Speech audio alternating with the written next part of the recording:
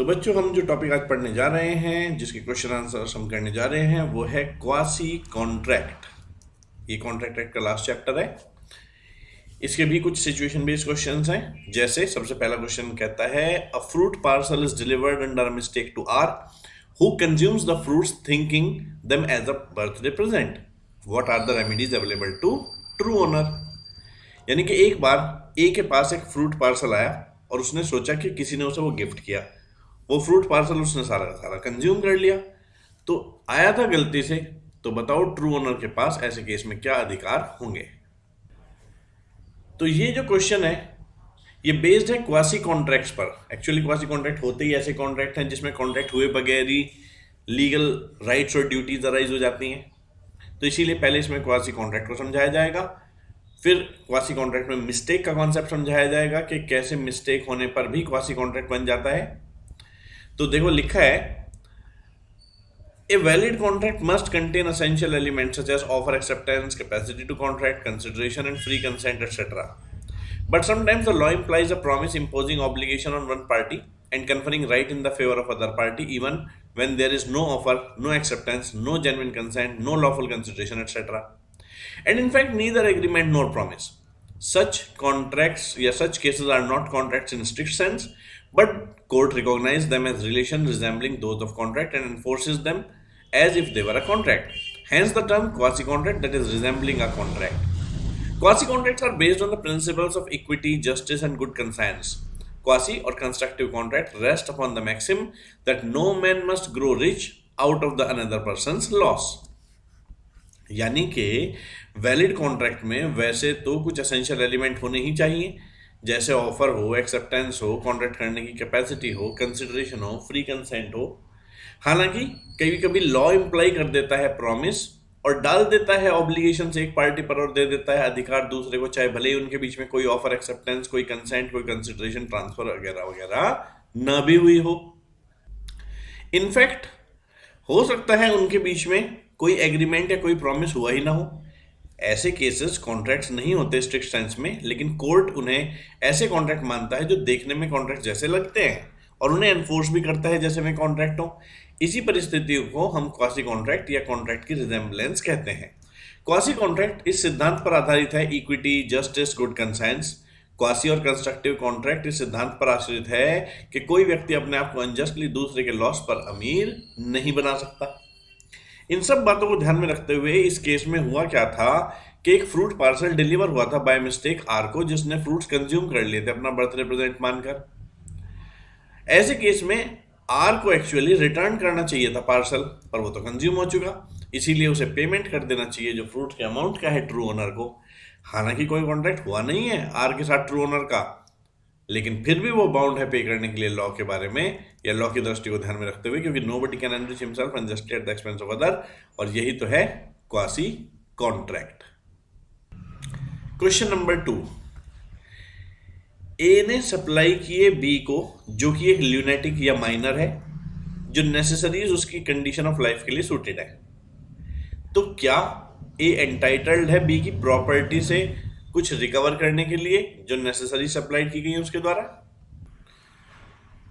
यह कहा जाता है कि यदि कोई व्यक्ति जो कि इनकेपेबल है कॉन्ट्रैक्ट में एंटर होने के लिए, या फिर वो व्यक्ति जिसे पालने के लिए वो बाउंड है जो इनकेपेबल पर्सन है, यदि इनमें से किसी को भी सप्लाई की जाती है दूसरे व्यक्ति के द्वारा नेसेसरीज जो suited to condition of life हैं, तो पर्सन जिसने फर्निश करी है ये सप्लाईज वो एंटाइटल्ड है, उसे रिइंबर्समेंट लेने का अधिकार है उसकी इनकेपेबल पर्सन की प्रॉपर्टी से। इस केस में भी ऐसा ही हुआ, ए ने सप्लाई किया बी को जो कि ल्यूनेटिक या माइनर है, नेसेसरीज जो suitable to condition of life है। तो यहाँ पर ए के पास अधिकार है कि वो बी की प्रॉपर्टी से पैसे रिकवर कर सकता है, लेकिन बी पर्सनली लायबल नहीं है, केवल उसकी प्रॉपर्टी लायबल है। जो क्वेश्चन नंबर 3 है वो भी एक्चुअली फर्स्ट से मिलता जुलता ही है। ए जो कि एक ट्रेड्समैन है, गलती से अपने गुड्स बी के हाउस पर बाय मिस्टेक छोड़ देता है। बी को लगता है कि मैं उसके गुड्स हैं, तो क्या वो उसके लिए पेमेंट करने के लिए ए को जिम्मेदार है? आंसर है, जो सेक्शन 70 है इंडियन कॉन्ट्रैक्ट एक्ट का, वो ये कहता है कि यदि एक व्यक्ति लॉफुली किसी के लिए कोई काम करता है या डिलीवर करता है उसे कोई चीज और उसकी उसे फ्री में देने की कोई इच्छा नहीं थी और दूसरा व्यक्ति उसका लाभ भी लेता है, तो वो दूसरा व्यक्ति बाउंड है कॉम्पनसेशन पे करने के लिए पहले वाले को और लौटाने के लिए जिम्मेदार है वो चीज जो डिलीवर की गई है। इस इंस्टेंट केस में जहां पर एक व्यक्ति लॉफुली दूसरे के लिए कोई काम कर रहा है, उसे दे रहा है और ग्रेटिटोसली देने की उसे कोई इच्छा नहीं है, तो ऐसे केस में वो बाउंड है कंपनसेशन देने के लिए। यहाँ पे तो मिस्टेक का केस है और मिस्टेक के केस में अनजस्ट एनरिचमेंट हो नहीं सकता, इसीलिए जो चीज गलती से छूट गई है या तो वो लौटा दी जाए, नहीं तो ऐसे केस में रिम्बर्समेंट उतने पैसे का कर दिया जाए जितने की वो सामान है। क्वेश्चन नंबर 4, बहुत अच्छा क्वेश्चन है। क्वेश्चन नंबर 4, टी एक बार बगैर टिकट के एक ट्रॉम कार में जा रहा था। चेकिंग के दौरान वो पकड़ा गया, तो उससे 5 रुपए पेनल्टी के रूप में लिए गए ताकि ट्रांजैक्शन को वहीं कंपाउंड किया जा सके। बाद में टी ने सूट फाइल किया कॉरपोरेशन के खिलाफ रिकवरी के लिए उस 5 रुपए के, इस आधार पर कि ये तो एक तरह का एक्सटॉर्शन किया गया उससे। तो सवाल उठता है कि कौन केस जीतेगा, टी या फिर कॉरपोरेशन। इस प्रेजेंट क्वेश्चन में एक वर्ड इस्तेमाल किया गया कंपाउंडिंग। जो वर्ड है कंपाउंडिंग, उसका मतलब होता है imposition of fine in lieu of prosecution, यानी कि फाइन लगाकर छोड़ देना, केस न चलाना। तो ऐसा किया जाता है जो डिफॉल्टर है उसकी रिक्वेस्ट पर। कोर्ट की मर्जी होती है कि वो फाइन लगा के छोड़ दे या फिर सजा दे दे या दोनों दे दे जहां पे ऐसा लिखा होता है, या खाली जुर्माना लेकर छोड़ दे। तो हुआ क्या कि एक व्यक्ति जिससे कोई चीज ली जाती है या जो कोई चीज पे करता है अंडर मिस्टेक या अंडर कॉर्शन, कॉर्शन मतलब डराना, तो उसे वो दूसरे को लौटा देनी चाहिए चीज। इसीलिए हर तरह का पेमेंट ऑफ मनी या हर तरह के गुड्स की डिलीवरी किसी भी तरह की मिस्टेक या कॉर्शन से यदि हुई है तो वो रिकवरेबल है। इस केस में भी ऐसा ही हुआ। जब टी ट्रेवल कर रहा था बगैर टिकट के ट्रॉम कार में और चेकिंग के दौरान पकड़ा जाने लगा, तो उससे मांगे गए 5 रुपए ट्रांजेक्शन को कंपाउंड करने के लिए। तो एक तरह से कि भाई तुम्हारे खिलाफ कोई कार्यवाही नहीं करेंगे, तुम 5 रुपए जमा करो, जबरदस्ती उससे लिए गए। तो टी ने सूट फाइल किया बाद में कॉरपोरेशन के ऊपर ताकि उसके वो जो पैसे हैं वो रिकवर हो सके, क्योंकि ये एक तरह का एक्सटॉर्शन माना गया उससे। यहां जो सूट था वो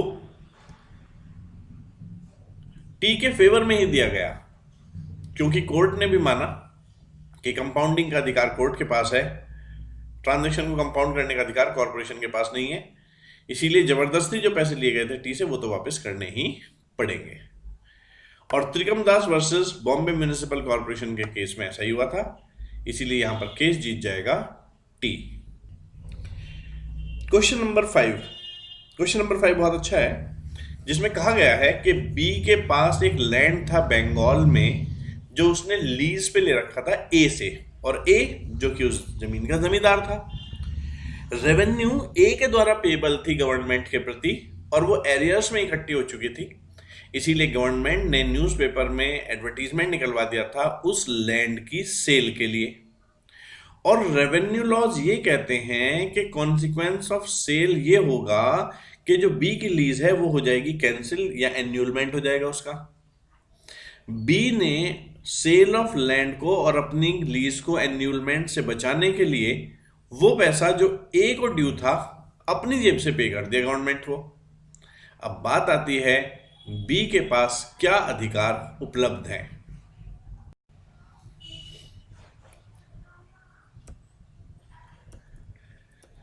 तो जो सेक्शन 69 है इंडियन कॉन्ट्रैक्ट एक्ट का, इंडियन कॉन्ट्रैक्ट एक्ट का सेक्शन 69 ये कहता है कि यदि एक व्यक्ति इंटरेस्टेड है मनी पेमेंट में, जो पैसा दूसरा लॉ के द्वारा बाउंड है पे करने के लिए, पर वो पे कर देता है फिर भी क्योंकि वो इंटरेस्टेड है, तो एंटाइटल्ड है वो कि उसका रीइंबर्समेंट कर दिया जाए। इस इंस्टेंट केस में भी ऐसा ही हुआ। बी के पास बंगाल में लीज पे एक जगह थी जो ए जमींदार से उसने ले रखी थी। रेवेन्यू ए के द्वारा पेबल थी, एरियर्स में थी गवर्नमेंट को, इसीलिए गवर्नमेंट ने उसका लैंड एडवर्टाइज कर दिया सेल के लिए। और रेवेन्यू लॉ ये कहते थे कि यदि इस प्रकार की सेल हो रही है तो सारी लीज वगैरह जो भी कॉन्ट्रैक्ट्स हैं वे सब कैंसिल हो जाएंगे। बी ने जब ए को पेमेंट करने के लिए कहा और ए ने नहीं किया, तो सेल को रोकने के लिए और अपनी लीज को एन्यूल होने से बचाने के लिए अपनी जेब से उसने पेमेंट कर दिया गवर्नमेंट को, क्योंकि उसे अपना इंटरेस्ट प्रोटेक्ट करना था। अब यहां ए की ड्यूटी है कि वो जो पेमेंट बी ने किया है वो उसे वापस पे करे। इसे हम बोलते हैं payment by interested person. Question number 6। Question number 6 CA foundation के एग्जाम में आया हुआ क्वेश्चन है। एक बार क्या हुआ, एक मिस्टर एच थे जिन्हें एक फ्लोर पर दुकान की पड़ा हुआ एक डायमंड मिला, और वो डायमंड उठाकर उन्होंने एफ को दे दिया और कहा कि जब तक ट्रू ओनर नहीं मिल जाता तब तक अपने पास इसे रखे रखना। परंतु बेस्ट एफर्ट्स के बावजूद भी ट्रू ओनर नहीं मिल पाया। कुछ वीक्स बीत जाने के बाद एच जो है वो एफ के पास आया और कहने लगा कि क्योंकि मेरे लॉफुल एक्सपेंसेस हुए हैं ट्रू ओनर को ढूंढने में, और जो मैंने हीरा आपको पकड़ाया था ट्रू ओनर के लिए लौटाने के लिए, वो आप मुझे दे दीजिए, ताकि ऐसे केस में मैं उसे अपने पास रखूं, और यदि कभी भविष्य में ट्रू ओनर मिल जाता है तो मैं उससे अपने पैसे रिकवर करके उसे डायमंड दे दूं। लेकिन एफ ने डायमंड देने से मना कर दिया, ये कहते हुए कि एच, ट्रू ओनर तो तुम भी नहीं हो, तो तुम्हें ही कहाँ अधिकार है इसे लेने का। तो बताएं ऐसे केस में कि एच के पास क्या अधिकार है।